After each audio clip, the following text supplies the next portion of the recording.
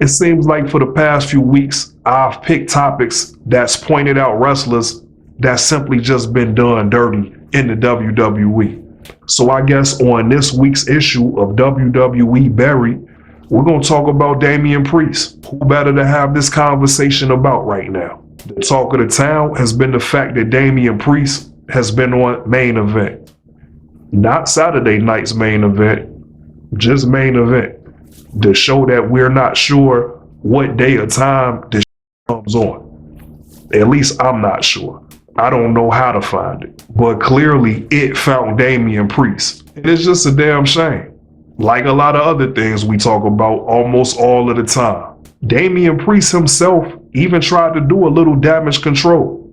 I think he said something along the lines of he's been injured and the WWE is trying to slow him down from working too much. That's all fine and well. And I understand where he's coming from because he's trying to be a team player, saying and doing the right things. That's cool. But if you're trying to take some time off from injury, why are you competing at all? And even if you need to slow down a little bit, why does it have to be on Main Event? Who are the people that he's even having the match with on Main Event? He just can't slow down and get better while competing on SmackDown? I mean, Damien Priest has already been in a feud with Aleister Black for what seems like 7 months by now. That's not already a slow enough pace. Why show up on Main Event at all? I mean, as long as Damien Priest is cool with it, then I guess everything is fine. It's just for your worldwide classic host, Southside Tre.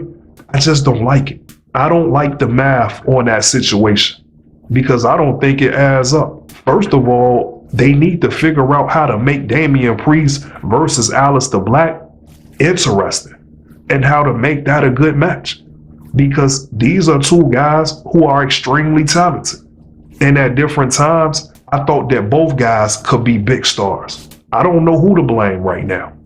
I mean, the WWE has a pretty good track record of messing things up. So by default, I guess I'm going to place the blame on them. I would love to sit here and talk about the 100 things I feel like is going wrong with Aleister Black. But that'll just take too much time, so we'll just talk about that on another day. As far as Damien Priest, I don't understand how a guy who was just the World Heavyweight Champion not too long ago has fallen so far from grace. Because speaking of which, this is how we're going to segue into one of my real dilemmas about this entire Damien Priest situation. Why in the hell did the WWE break up the Judgment Day in the first place? I promise y'all I did not start Worldwide Classic to be this guy, because I'm realizing by now I'm running the risk of being that guy. The guy that just hates everything. It seems like every time that the WWE actually is on to something, it has something with real potential that has happened organically, the WWE just pulls the plug. And I'm trying to understand the logic in that, because I have a few theories, but they seem silly on face value.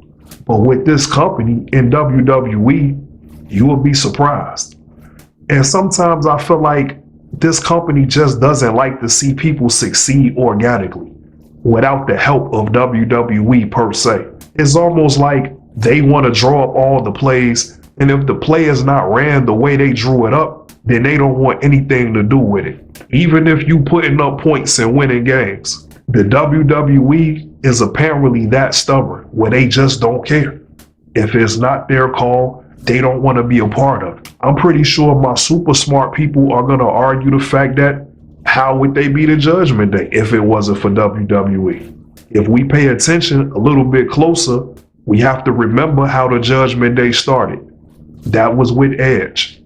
That was with a Hall of Famer and a veteran. That was with a guy that strikes me as the type that has influence in the WWE, and that his word carries a little bit more weight than the average person. With all of that being said, I'm essentially saying that I believe Edge is the reason the Judgment Day even exists in the first place. This was a pet project of his, because a lot like I talked about in the last segment about CM Punk, true veterans and legends give back to the business by passing the torch to the younger guys. Real veterans and legends contribute to the sport by passing the torch to the new generation. And that's exactly what Edge did. On his way out of the WWE, he took it upon himself to put a situation together to not only help Damien Priest, but to help Rhea Ripley, because these are two athletes that Edge was convinced will be stars one day. And Edge was not wrong. Not then and not now. But I'll just cut straight to the point. Without the Judgment Day, neither Damien Priest or Rhea Ripley seem like big stars anymore. And there's no fault to those two. This blame all falls back down on the WWE, almost like it always does. And you could tell the WWE has more confidence in Rhea Ripley because they've been trying to build her up as a top star since day one. But even with Rhea Ripley currently, they can't seem to find that magic again. And this is the reason why Rhea Ripley has to keep being in the tag team when this is something that shouldn't even be on the agenda when it comes to Rhea Ripley. This just should not be happening under any circumstances. A lot like AJ Styles in the men's division. Rhea Ripley and Damien Priest are suffering from the breakup of Judgment Day. This was just a dumbass move. And I don't have a professional way of saying that or delivering that message. And it hurt both of their careers. It hurt Finn Balor's career as well, if we be honest, and take a little closer look at the things that's happening. When John Cena made his last appearance at Madison Square Garden, it was against Judgment Day. And when Finn Balor came down to the ring with JD McDonough, the people in New York at Madison Square Garden could care less. They didn't cheer, they didn't make noise, they didn't move, they didn't care. It didn't matter to them what was going on at that particular moment. And that's a huge failure on the WWE that we all witnessed. But clearly that's only being highlighted on Worldwide Classic. We got to start being honest about the things going on in the world of wrestling.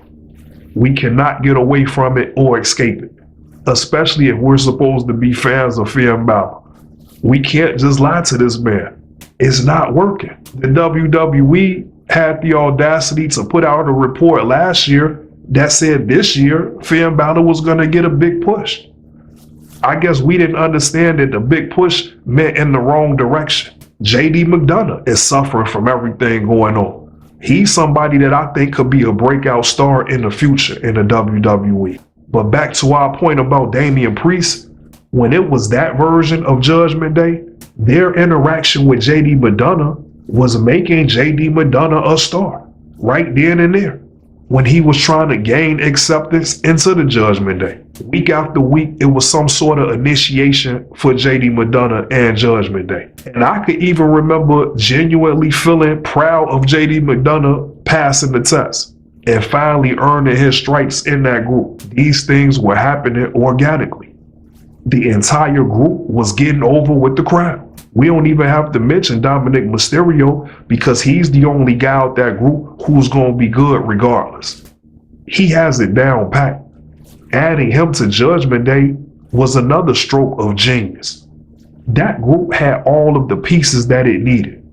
It just has the wrong people in charge of it. These executives in the WWE do not know how to craft and develop these stars. And they've been counterproductive of everything that was happening once upon a time. Things like that make it so frustrating because it was working already. Why tamper with it? And now about 3 to 4 people have suffered since. And I don't think that's reaching. I don't think that's over exaggerating. All we have to do is apparently find out what time and what channel Main Event comes on. And then that will illustrate the point a little bit more. There's so many missed opportunities with Judgment Day and Damien Priest, including an event that just passed not too long ago, and that was Survivor Series War Games. How does the WWE not have the brain and the sense to put these things together? Why wouldn't the Judgment Day have a War Games before you decide to break this group up? Even when they're planning to do some stupid shit, they still won't take care of business on the way out. That was the least that could have happened, is at least one good War Games with the Judgment Day. But instead, we're going to see the Usos and Cody Rhodes and Roman Reigns inside of War Games for the next 5 years. And I'm a fan of all of those guys.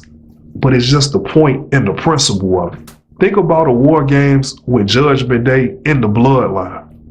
Because if we're going to keep seeing the bloodline in that cage anyway, at least get them a real group to compete with. I could keep going on and on about all of these lapses in Judgment, including the fact that whether it's Judgment Day or the bloodline, the WWE put absolutely zero effort into creating other groups to compete with those groups. So not only do you not create opponents for the Judgment Day or the bloodline, but you don't even put those two groups against each other. Lately on Worldwide Classic, I've been adding my own scenarios to a few of these situations because I'm not just a person that has problems without coming up with solutions. Even though the things I'm going to suggest really doesn't matter right now, I guess I'm just trying to show how a true fan could come up with real ideas for the WWE. I just talked about the missed potential of seeing Judgment Day versus the bloodline. I feel like Damien Priest should have had a feud with Roman Reigns.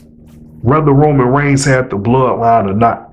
Maybe even especially after Roman Reigns had the bloodline.